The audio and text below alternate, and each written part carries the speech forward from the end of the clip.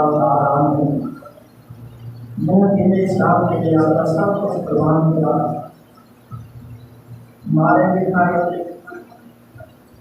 زبان پر انگارے رکھ دیے گئے، آپ کے بدن پر بھاری برتن رکھ دیا گیا، آپ کو تب کے نیت پر لگایا گیا، آپ کو کوڑے لگائے گئے، آپ نے اتنا کچھ جرم برداشت کیا کہ اللہ نے مقام کے عطا فرمایا۔ جتنا بندہ امتحان بڑا ہوتا ہے میرا پتر مقام بھی اعلیٰ عطا فرماتا ہے۔ رب قرآن میں فرماتا ہے ان مع العسر یسرا،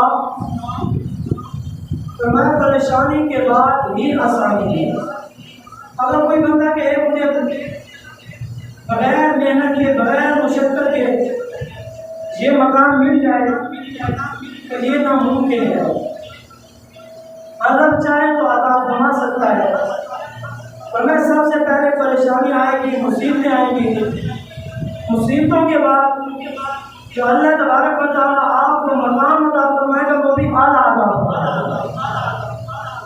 کیونکہ جب اتنی مشکلات کا سامنا آپ کریں گے، آپ صبر اور استقامت پر ڈٹے رہیں گے، تو پھر میرا رب کہتا ہے کہ تو نے صبر کیا، ہر چیز ہر عبادت کا انعام جو ہے نیکی ہے، اور یہ دیکھیں ہر نیکی کا ثواب اللہ تبارک و تعالیٰ کا فرماتا ہے، اور جب باری آتی ہے صبر کرنے کی تو میرا رب فرماتا ہے میں صبر کرنے والوں کے ساتھ ہوں۔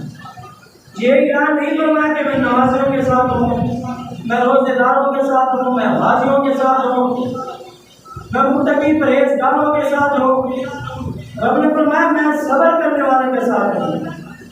یہاں پر نقطہ یہ ہے کہ نمازیں بڑے پڑھنے والے ہوں گے پر صبر کرنے والے نہیں ہوں گے، فرمایا روزہ بڑے رکھنے والے ہوں گے پر صبر کرنے والے نہیں ہوں گے، حاجی بڑے ہوں گے حج کریں گے پر صبر کرنے والے نہیں ہوں گے، فرمایا ماضی بڑے ہوں گے فرمایا پر صبر کرنے والے نہیں ہوں گے، مجاہد بڑے ہوں گے پر صبر کرنے والے نہیں ہوں گے، فرمایا متقی پرہیزگار بڑے ہوں گے پر صبر کرنے والے نہیں ہوں گے، فرمایا صبر کا بدلہ جو ہے وہ جنت ہے۔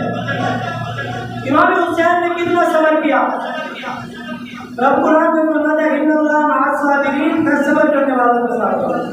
آگے ارشاد فرمایا ولا تقولوا لمن يقتل في سبيل الله اموات، جو رب کی راہ میں شہید ہوئے فرمایا انہیں مردہ گمان بھی نہ کرو، سوچو بھی نہ، تمہارے دل میں دماغ میں خیال بھی نہ آئے کہ وہ مر گئے، فرمایا بل احیاء ولکن لا تشعرون، وہ تو زندہ ہے اور تمہیں شعور نہیں ہے،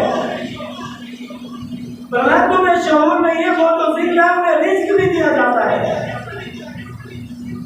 اور پھر دوسری بات،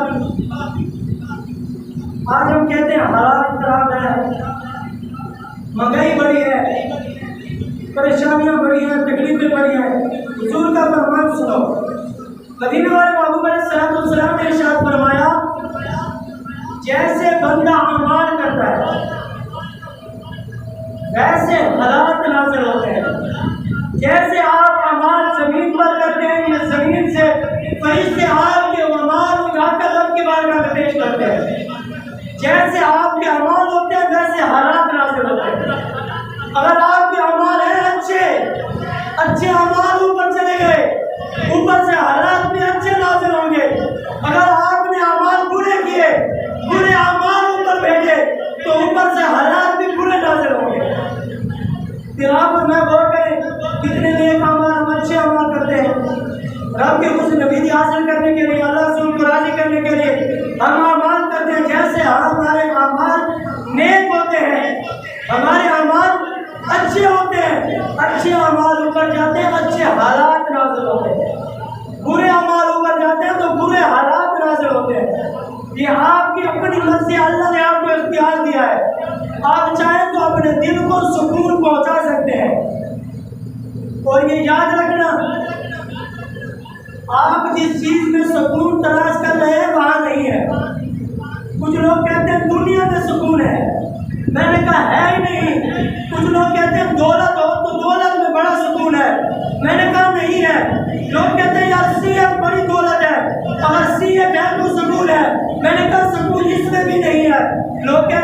کوٹھی بنگلہ بڑا ہو اس میں سکون ہے، میں کہتا ہوں سکون اس میں بھی نہیں ہے۔ لوگ کہتے ہیں یار گاڑی ہو ایسی لگاؤ اس میں سکون ہے، میں نے کہا سکون اس میں بھی نہیں ہے۔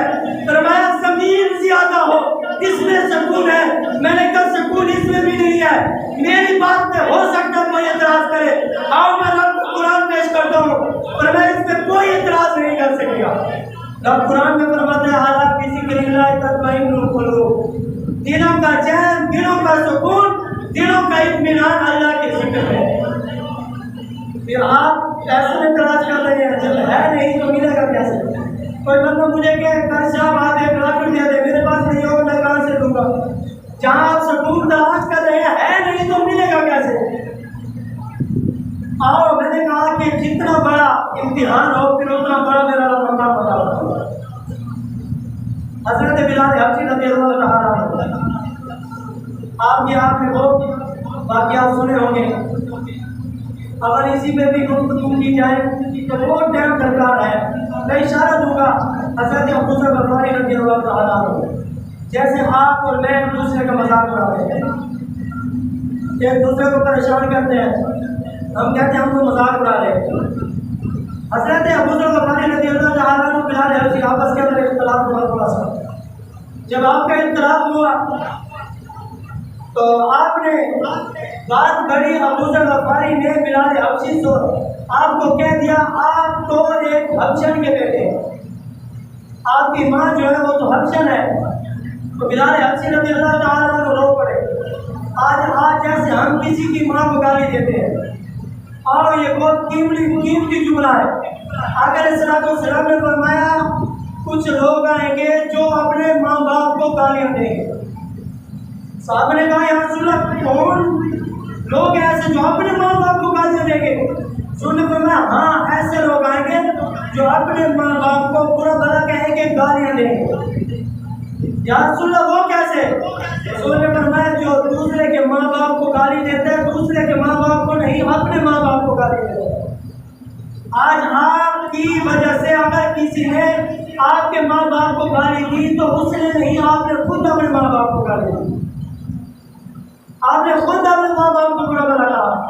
جب یہ بات آقا علیہ الصلوۃ والسلام کی بارگاہ میں پہنچی، یہی بات جلدی جلدی مدینے والے محبوب کی بارگاہ میں پہنچی۔ مدینے والے محبوب علیہ الصلوۃ والسلام جب وہ گھر تشریف فرما ہے، حضرت بلال حبشی رضی اللہ تعالیٰ عنہ چلتے چلتے مدینے والے محبوب کی بارگاہ میں حاضر ہوئے۔ جب مدینے والے محبوب نے دیکھا حضرت بلال رو رہے تھے، آقا علیہ الصلوۃ والسلام نے دیکھا ایک جگہ پر بیٹھ گئے۔ مدینے والے محبوب نے یہ نہیں کہا بلال میرے قریب آؤ، میرے پاس آؤ، فرمایا نہیں، مدینے والے محبوب خود اٹھتے ہیں۔ آقا علیہ الصلوۃ والسلام اپنی جگہ سے اٹھ کے چلتے چلتے بلال کے قریب ہو کے بلال کو اٹھا کر گلے سے لگایا، سینے سے لگا کر کہا اے بلال کیوں رو رہے ہو، کیا وجہ ہے، بات کیا ہے، رونے کا سبب کیا ہے؟ بلال حبشی رضی اللہ تعالیٰ عنہ نے ہاتھ جوڑے، عرض کی یا رسول اللہ صلی اللہ علیہ وسلم، یا رسول اللہ اگر میں حبشن کا بیٹا ہوں اس میں میرا کیا قصور ہے؟ یا رسول اللہ اگر میں حبشن کا بیٹا ہوں، میری ماں حبشن ہے، اس میں میرا کیا قصور ہے؟ مدینے والے محبوب نے فرمایا اے بلال تمہارا کوئی قصور نہیں ہے۔ یا رسول اللہ صلی اللہ علیہ وسلم، جب رسول نے یہ بات سنی، مدینے والے غیب دان کرنے والے نبی سب کچھ جانتے تھے، جانتے تھے۔ آقا علیہ الصلوۃ والسلام نے فرمایا اتنی بڑی تسلی دی، اتنی بڑی تسلی دی، فرمایا جب بلال حبشی رضی اللہ تعالیٰ عنہ کو تسلی دی، حضرت بلال حبشی خوش ہو گئے۔ آقا علیہ الصلوۃ والسلام نے فرمایا اے بلال پریشان ہونے کی کوئی بات نہیں، فرمایا میں 2 ماؤں کا بیٹا ہوں، میری ایک ماں جو ہے اس کا رنگ کالا ہے، دوسری ماں کا رنگ گورا ہے، پریشان نہیں ہونا۔ اگر تجھے لوگوں نے کہا کہ تو کالی ماں کا بیٹا ہے، میری ایک ماں کا رنگ بھی کالا ہے، ایک کا رنگ گورا ہے، پریشان ہونے کی کوئی بات نہیں، پر میں اللہ نے مجھے 2 مائیں عطا فرمائی ہے۔ حضرت بلال حبشی فرماتے ہیں جب حضور نے سارا ماجرا اپنی طرف لیا، فرماتے ہیں پھر میں خاموش ہو گیا، مجھے تسلی مل گئی، پریشانی ختم ہو گئی۔ یہاں پر پنجابی کے شہر نے کرم اٹھایا، بہت ہی خوبصورت زبانی کی، آپ نے فرمایا جن نے درد دلا